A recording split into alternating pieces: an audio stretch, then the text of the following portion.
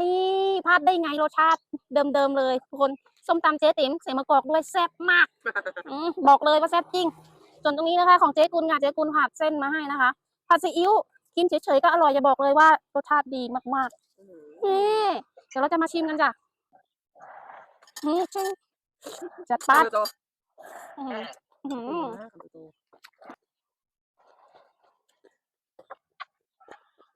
ร่อยจริง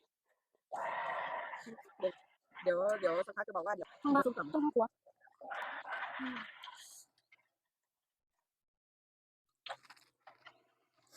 ก่อนส้มตำกินกับขนมจีน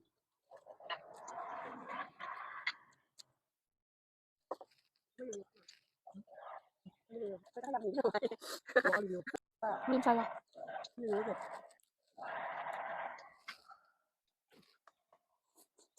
เป็นส้มตำก็ได้อยู่นะใช่ทำถึงรสชาติดีสุดก็แล้ว